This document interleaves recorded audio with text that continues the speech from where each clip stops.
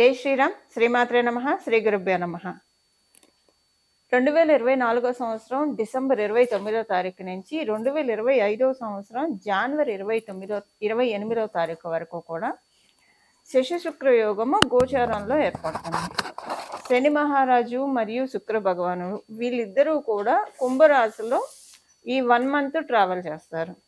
వీళ్ళిద్దరూ అంటే ప్రతి సంవత్సరం కూడా శుక్రాచార్యుల వారు శనీశ్వరుడు ఉన్న రాశులు ఆయన ఏ రాశుల్లో అన్నా ఉండనండి, ద్వాదశ రాశుల్లో ఒక 1 మంత్ ఆయన ఒక మాసం పాటు వాళ్ళిద్దరూ ఏ రాశిలో అయినా సరే ఉంటుంది. ప్రతి సంవత్సరం ఒక నెల ఉంటుంది. ఇప్పుడు వచ్చిన ఈ విశేషాంశం ఏంటంటే ఇది కుంభరాశిలో ఏర్పడుతుంది. కుంభరాశి ఆయన స్వస్థాన గతుడై ఉన్నాడు శని మహారాజు. ఇది ఒక విశేషాంశము. అలాగే ఇప్పుడు కుంభరాశిలో నుంచి ఆయన నెక్స్ట్ ఇయర్ ఇంకా మీనరాశిలోకి వెళ్ళిపోతారు. మళ్ళీ శశి శుక్రుడు వీళ్ళిద్దరూ కలుస్తూనే ఉంటారు. కానీ మళ్ళీ కుంభరాశిలోకి ఆయన రావడానికి 30 సంవత్సరాలు పడుతుంది శనైశ్వరుడు. సో ప్రతి సంవత్సరం కుంభరాశిలోకి శుక్రాచార్యుల వారు అయితే వెళ్తూ ఉంటారు. కానీ శనీశ్వరుడితో కూడి ఆయన సంచారము అంటే మళ్ళీ మనం 30 సంవత్సరాల దాకా మళ్ళీ ఇలాంటి కాంబినేషన్ మనం చూడలేం. ఇలాంటి విశిష్టాంశం మళ్ళీ మనం 30 సంవత్సరాల వరకు చూడలేం. మళ్ళీ 30 సంవత్సరాల తర్వాత శనీశ్వరుడు కుంభరాశిలోకి వచ్చినప్పుడు అప్పుడు మళ్ళీ మనం చూడగలుగుతాము. ఇది చాలా మంచి గ్రహస్థితి అని చెప్పాలి. ఏం చేతనంటే ఎప్పుడైనా సరే శనీశ్వరుడు ద్వాదశ రాశుల్లో పరిపూర్తి రాజయోగాన్ని ఇచ్చేది రెండు రాశుల వాళ్ళకి, వృషభ రాశి, తులారాశి. అలాగే ఈ వృషభ రాశి తులారాశులకి అధిపతి ఎవరంటే శుక్రాచార్యుల వారు. శుక్రాచార్యుల వారు కూడా ద్వాదశ రాశుల్లో పరిపూర్తి రాజయోగాన్ని ఇచ్చేది రెండు రాశుల వాళ్ళకి, అది మకర కుంభరాశుల వాళ్ళకి. ఈ మకర రాశికి మరియు కుంభరాశికి అధిపతి శని మహారాజు. సో వీళ్ళిద్దరు ఒకళ్ళకొకళ్ళు రాజయోగం ఇచ్చుకుంటారు. అంటే శనీశ్వరుడు కనుక తులారాశిలో ఉంటే వాళ్ళకి ఇంకా అంటే తులారాశిలో పుట్టిన వాడికి, వృషభ రాశిలో పుట్టిన వాడికి ఒక్క శనీశ్వరుడు చాలు పరిపూర్తి రాజయోగాన్ని ఇచ్చేస్తారు. ఆ రాశుల్లో ఉంటే ఇంకా బాగుంటుంది. అలాగే మకర కుంభరాశుల్లో పుట్టిన వాడికి శుక్రాచార్యుల వారు పరిపూర్తి రాజయోగాన్ని ఇచ్చేస్తారు. సో ఇది చాలా మంచి కాంబో. అయితే ఇప్పుడు ఈ కాంబో ప్రతి ద్వాదశ రాశుల వాళ్ళకి మంచి ఫలితాలు ఉంటాయి. కానీ డెఫినెట్గా కొన్ని రాశుల వాళ్ళకి ఎక్స్ట్రా బోనసెస్ ఉంటాయి, ఎక్స్ట్రా బెనిఫిట్స్ ఉంటాయి. ఈ కొన్ని రాశుల వాళ్ళు ఎవరో మనం ఇప్పుడు చూద్దాము. మొదటగా వృషభ రాశి, తులారాశి, అలాగే మకర రాశి, కుంభరాశి, మీనరాశి. వీళ్ళ 5గురికి కూడా ఇది చాలా మంచి ఫలితాన్ని, సత్ఫలితాన్ని ఇస్తుంది. అయితే ఇక్కడ మనం ఒకటి చూసుకోవాల్సిన విషయం ఏంటంటే మీ జన్మ జాతకంలో కనుక శనీశ్వరుడు మరియు శుక్రుడు వీళ్ళిద్దరు కలిసినా లేదా వీళ్ళిద్దరికి పరివర్తన జరిగినా ఇప్పుడు మీ జన్మ జాతకంలో శుక్రాచార్యుల వారి దశ కావచ్చు, అంతర్దశ కావచ్చు, శనీశ్వరు దశ కావచ్చు, అంతర్దశ కావచ్చు, ఇవి మీరు రన్ అవుతూ ఉన్నా దాంతోపాటు ఇప్పుడు వీళ్ళిద్దరూ ఒకవేళ శనీశ్వరుడు శుక్రాచార్యుల వారి మీద దృష్టి పెట్టినా, పరస్పరం వీళ్ళిద్దరూ సమసప్తక దృష్టితో వీక్షిస్తూ ఉన్నా లేదా శనీశ్వరుడు తృతీయ దృష్టితో చూస్తున్నా కూడా అప్పుడు ఇప్పుడు మనం తెలుసుకున్న ఈ పారామీటర్స్లో అంటే శనీశ్వరుడు దశ, శుక్ర భగవానుడి దశ, అంతర్దశ భుక్తుల్లో ఉన్నా లేదా వీళ్ళిద్దరు పరస్పర వీక్షణ ఉన్నా, వీళ్ళిద్దరు కలిసి ఉన్న మీ జన్మ జాతకంలో సెకండ్ థింగ్ ఏంటంటే ఒకవేళ శనీశ్వరుడు ఒక్కళ్ళు అయినా సరే తృతీయ దృష్టితో కావచ్చు, దశమ దృష్టితో కావచ్చు శుక్ర భగవానుడిని మీ జన్మ చక్రంలో వీక్షిస్తూ ఉంటే అప్పుడు మీరు ఏ రాశి అయినా కావచ్చు, అంటే మీరు వృషభ, తుల కాకపోయినా, మకర, కుంభ, మీన రాశులు కాకపోయినా మీకు కూడా ఈ యోగం వర్తిస్తుంది. అంటే చాలా మంచి యోగాన్ని వీళ్ళిద్దరు తెచ్చిపెట్టబోతున్నారు. ఇప్పుడు ద్వాదశ రాశుల వాళ్ళకి ఒక్కొక్క రాశి వాళ్ళకి ఒక్కొక్క ఇంపాక్ట్ ఉంటుంది. సో ఇప్పుడు మనం తెలుసుకునే 5 రాశుల వాళ్ళకి కొంచెం ఎక్కువ బెనిఫిట్స్ ఉంటాయి. మిగతా అన్ని రాశుల వాళ్ళకి కూడా బెనిఫిట్స్ అయితే ఖచ్చితంగా ఉంటాయి. కాకపోతే ఈ 5 రాశుల వాళ్ళకి ఎక్కువ బెనిఫిట్. ఇప్పుడు నేను చెప్పిన కేటగిరీలో ఎవరైతే వస్తారో వాళ్ళకి కూడా బెనిఫిట్స్ చక్కగా ఇస్తారు వీళ్ళిద్దరు, ఈ 2 గ్రహాలు కలిసి. ఇప్పుడు మనం ద్వాదశ రాశుల వాళ్ళకి ఏం బెనిఫిట్స్ అంటే ఏం మంచి ఫలితాలు రాబోతున్నాయి వీళ్ళిద్దరి కలయికతోటి. కుంభరాశి కాలపురుషుడు కుండలిలో నుంచి లాభరాశి. ఈ లాభరాశి ఏకాదశ స్థానం చాలా విశేషాన్ని సంతరించుకుంటుంది. ఏకాదశ స్థానంలో శని మహారాజు మరియు శుక్రాచార్యుల వారి కలయిక చాలా మంచి ఫలితాన్ని ద్వాదశ రాశుల వాళ్ళకి తెచ్చిపెట్టబోతుంది. ఇది మళ్ళీ మనకి 30 సంవత్సరాల దాకా మనం చూడలేం. వన్స్ ఈ కాంబినేషన్ బ్రేక్ అయిందంటే. ఎందుకంటే శుక్రాచార్యుల వారు మళ్ళీ తర్వాత నెక్స్ట్ జనవరి 2025 అంటే 29థ్ నుంచి ఆయన మీన రాశిలోకెళ్ళిపోతాడు. మళ్ళీ మనం ఇలాంటి గ్రహస్థితి చూడాలంటే 30 సంవత్సరాల వరకు వేచి ఉండాలి. సో, ఇప్పుడు ఉన్న ఈ గోచరంలో గ్రహస్థితి మనకి మంచి లబ్ధికరంగా, యోగకరంగా ఉంది. దీన్ని ఒకవేళ ఇప్పుడు మీ జన్మజాతకం బలంగా లేకపోతే దీన్ని ఒడిసి పట్టుకోవడానికి, అలాగే మీ జన్మజాతకం బలంగా ఉన్నా దీన్ని ఇంకా మనం ఇంకా స్థిరపరచుకోవడానికి, ఇంకా వృద్ధిపరచుకోవడానికి, ఇంకా బలపరుచుకోవడానికి ఎలాంటి పరిహారాలు చేయాలో కూడా మనం తెలుసుకుందాము. మకర రాశిలో పుట్టిన వాళ్ళకి, మకర లగ్నంలో పుట్టిన వాళ్ళకి శశి-శుక్ర యోగం ఎలా ఉంది? మనం తెలుసుకున్న రాశిలో మీ రాశి ఒకటి. మీకు పరిపూర్తి రాజయోగాన్ని ఇచ్చేది శుక్రాచార్యుల వారు. అలాగే మీ మీ రాశాధిపతి అయిన శని మహారాజు వీళ్ళిద్దరూ కలిసే ఈ యోగాన్ని మీకు ప్రసాదిస్తూ ఉన్నారు.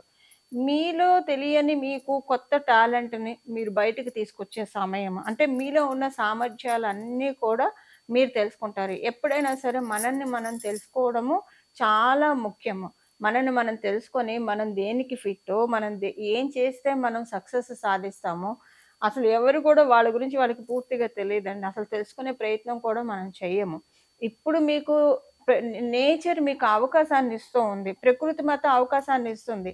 మీలో ఉన్న సామర్థ్యాలన్నీ కూడా చక్కగా వెలికి తోడి, వాటన్నిటిని కూడా మీరు చక్కగా ఆచరణలో ఆచరణలో పెట్టి, వీటన్నిటి నుంచి మీరు తద్వారా విజయాన్ని సాధించే శుభ సమయము.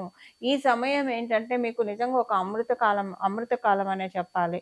మీ వాక్కుకి విలువ పెరుగుతుంది. అలాగే మీ వాక్కుకి విలువ పెరుగుతుంది. సంబంధ బాంధవ్యాలు పెరుగుతుంది. మీకున్న సర్కిల్ పెరుగుతుంది. చాలా సంతోషకరమైన సంఘటనలు కొన్ని ఎక్కువగా చూస్తారు మీరు ఈ సమయంలో. మనసుకి ఆనందంగా అనిపిస్తుంది. ప్రత్యేకించి ఆదాయ విషయంలో మీరు కొన్ని మార్పులు జరగబోతున్నాయని మీకు అర్థమవుతుంది. ఈ ట్రాన్సిట్, ఈ గోచారంలో మీకు తెలుస్తుంది. కొన్ని ఆర్థికంగా బలోపేతం కాబోతున్నాం. కొన్ని మంచి ప్రాజెక్ట్స్ రాబోతున్నాయి. ఇవన్నీ కూడా మనకి విజయాన్నిస్తాయి. ఖచ్చితంగా వచ్చిన ప్రాజెక్ట్స్ అన్నీ కూడా మనకి పరిపూర్తిగా కంప్లీట్ అవుతాయి. ఇలాంటి మంచి థాట్ ప్రాసెస్ తోటి మిమ్మల్ని శని మహారాజు అలాగే శుక్రాచార్యుల వారు వీళ్ళిద్దరూ కూడా మిమ్మల్ని నడిపించబోతున్నారు. సంతాన విషయంలో చాలా మంచి చక్కటి శుభ సమయం. సంతాన పురోభివృద్ధి చాలా బాగా ఉంటుంది. వాళ్ళకి ఏమన్నా ఆరోగ్య సమస్యలు ఉంటే వాటి నుంచి మీరు చక్కగా బయటపడి హమ్మయ్య అని ఊపిరి పీల్చుకునే శుభ సమయం కూడా ఇదని నిస్సందేహంగా చెప్పొచ్చు. అలాగే మీరు ఇదేంటంటే మీలో ఉన్న స్కిల్ సెట్‌ని బయటికి తెచ్చే సమయం ఇది. అమ్మవారు అంటే శుక్రాచార్యుల వారు, శని మహారాజు వీళ్ళిద్దరూ కూడా ఏకకాలంలో మీకు సపోర్ట్ చేస్తూ మీలో ఉన్న స్కిల్స్‌ని బయటికి తీసి తద్వారా మీకు విజయాన్ని చేకూర్చే శుభ సమయము. సో, మీ మీద మీకు అంటే మీరు ఏంటి అనేది కంప్లీట్‌గా ఇన్నర్ డ్రైవ్ చేయడానికి ఇంకా ఎక్కువగా ప్రయత్నించండి. ఎక్కువగా సైలెన్స్‌లో ఉండండి. శనేశ్వరుడు 2వ స్థానంలో ఉన్నారు కాబట్టి మీరు ఎక్కువగా మాట్లాడకుండా సైలెంట్‌గా ఉంటూ అంటే ఇన్నర్ సైలెన్స్. బాహ్యంగా సైలెన్స్‌గా ఉండాలి. ఇన్నర్ సైలెన్స్ చాలా ఇంపార్టెంట్ ఇప్పుడు మకర రాశి వాళ్ళకి. ఇన్నర్ సైలెన్స్ ఉంటే మీరు మెయింటైన్ చేయగలిగితే అంతర్గతంగా మీరు నిశ్శబ్దాన్ని మెయింటైన్ చేస్తే ఈ సమయంలో మీరు దేనికి బాగా పర్ఫెక్ట్ మీరు ఏ ఫీల్డ్ తీసుకుంటే అలాగే దేంట్లో మీకు బాగా లక్ష్మీ అమ్మవారు ఆవిడ పరిపూర్తి పూర్వపుణ్యాన్ని మీకు అందిస్తుందో అది ఇప్పుడు మీకు శని మహారాజు అలాగే శుక్రాచార్యుల వారు వీళ్ళిద్దరు కలిసి చూపిస్తారు. ఎందుకంటే శుక్రాచార్యుల వారు మీకు రాజయోగాన్ని ఇవ్వడానికే ఇప్పుడు మనకి కుంభరాశిలో ఉన్నారు. సో, ఈ రాజయోగాన్ని మీరు మిస్ అవ్వకుండా వీటిని తీసుకోవడానికి ప్రయత్నించండి. మంచి లైమ్ లైట్‌లోకి వెళ్ళే సమయం ఇది. ఇది ఒకవేళ మీ జన్మజాతకం అనుకూలంగా లేదనుకోండి, అప్పుడు కూడా మీకొస్తాయి. కానీ పూర్తిగా రాదు. కొంతే ఉంటుంది. 30-40% తీసుకుంటారు. మరి మనం మనం ఇదంతా తెలుసుకునేది మనకి లేకపోయినా మనం కొన్ని పరిహార ప్రక్రియలు చేసుకోవడం ద్వారా వాటిని మనం తెచ్చుకోవడము. సో, ఇప్పుడు వాటిని తెచ్చుకునే ప్రయత్నమే ఇది. ఇప్పుడు ఎవరికైనా షుగర్ ఉందనుకోండి, అది ఉందని ఎవరు అంటే ఏడుస్తూ కూర్చోరు కదా! చేదుకు సంబంధించి వేపాకు నమలటము, కాకరకాయలు తినడము, కాకరకాయ రసం తాగడము, దీనితోటి తగ్గించుకుంటారు. అంటే అదేంటి, అది ఆరోగ్యం బాగోలేదు కాబట్టి అక్కడ పరిహారం చేసుకుంటారు, దాన్ని తగ్గించుకుంటారు. అలాగే మన జన్మజాతకం బాగోలేకపోతే మరి దానికి కూడా మనం వైద్యం చేయాలి కదా! ఏంటి ఆ వైద్యము? ఇప్పుడు మనం తెలుసుకునే పరిహారము. ఇది చేసుకుంటే మీరెందుకు మిస్ అవ్వాలి? ఒకవేళ మీ జన్మజాతకం బావుంటే అసలు మీరేం చేయకపోయినా వస్తుంది. మీరు చేశారనుకోండి, మీకు ఇంకా డబుల్ బొనాంజా ఉంటుంది. జన్మజాతకం బాగోలేదే అనుకోండి, అప్పుడు అందరికి వచ్చి మీకు రాకపోతే అలా కాదు కదా! కొంత 30-40% వస్తుంది. అలా కాకుండా మీరు కూడా తీసుకోవడానికి, అందుకే మనకి జ్యోతిష్యం ఉన్నది. పరాశర మహర్షి అందించిన అత్యద్భుతమైన సబ్జెక్ట్ జ్యోతిష్యం. భక్తి శ్రద్ధలతోటి జ్యోతిష్యాన్ని ఉపాసించి చెప్తున్న మాటలివి. వీటిని మీరు చక్కగా ఒడిసి పట్టుకోవడానికి ప్రయత్నించండి. నిస్సందేహంగా ఇప్పుడు ఈ యోగం నేను చెప్పినట్టు మళ్ళీ 30 సంవత్సరాల దాకా రాదండోయ్! ఈ నెల వెళ్ళిపోయిందంటే మళ్ళీ 30 సంవత్సరాల దాకా రాదు. బీ కేర్‌ఫుల్, చాలా జాగరూకులై ఈ యోగాన్ని మీరు ఒడిసి పట్టుకోండి. కనీసం ఒక డౌన్ ద లైన్ ఒక 6 ఇయర్స్ దీనికి సంబంధించిన ఫ్రూట్స్ మీరు తీసేసుకోవచ్చు హాయిగా. ఒక చెట్టు పాతేసాము, అది పెరిగిన తర్వాత ప్రతి సంవత్సరం ఫలాలను ఇస్తూ ఉంటుంది. అలాగే మనకి అంటే ఇప్పుడు మీరు నాటే చెట్లు ఎలా ఉంటాయంటే, ఉదాహరణకు చెప్తున్నా, ఒక చెట్టు కాకపోతే ఇంకో చెట్టు నుంచి. ఇప్పుడు మామిడి పళ్ళ సీజన్ అయిపోతే సీతాఫలాల సీజన్ అయిపోతే ఇంకొకటి ఏదో ఒక వృక్షం మనకి రెడీగా ఉంటుంది ఫలాలను అందించడానికి. అలా డౌన్ ద లైన్ 6 ఇయర్స్ వరకు మీరు మంచి యోగాల్ని గ్రాప్ చేసుకోవడానికి ఇది చాలా ది బెస్ట్ టైం.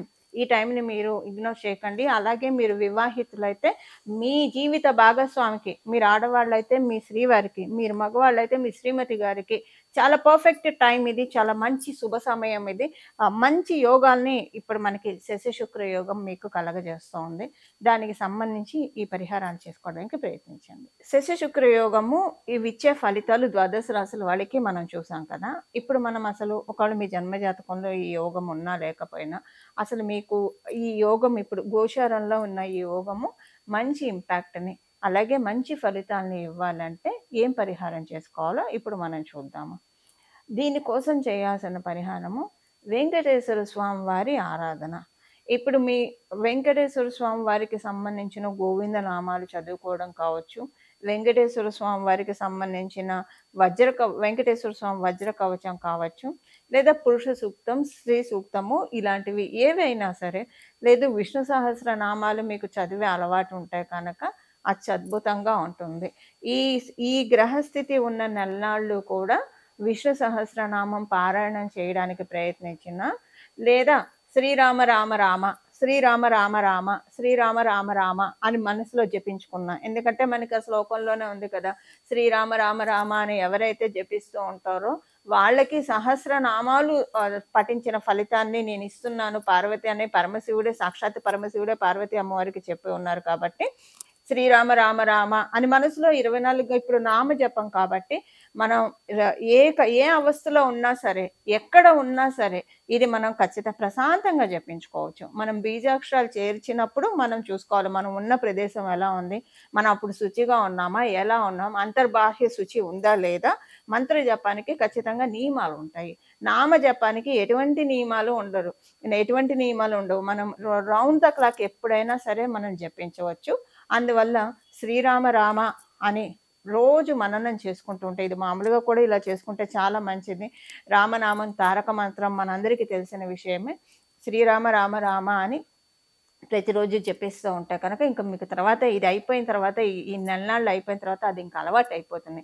ఒక్కసారి మన మనసుకి గట్టిగా ఏదైతే అలవాటు చేస్తామో, మన నాలికకి రిపీటెడ్గా ఏదైతే మనం ఫీడ్ చేస్తూ ఉంటామో, అలవాటు చేస్తూ ఉంటామో, ఇంకా కొంతకాలం మనం అది రెగ్యులర్ ప్రాక్టీస్లో చేస్తూ వెళ్తే తర్వాత మన మనసు ఆటోమేటిక్గా అదే పట్టుకుంటుంది. అలాగే మన నాలుక మనకి తెలియకుండానే శ్రీరామ రామ రామ, శ్రీరామ రామ రామ, శ్రీరామ రామ రామ అని చెప్పిస్తూ ఉంటుంది.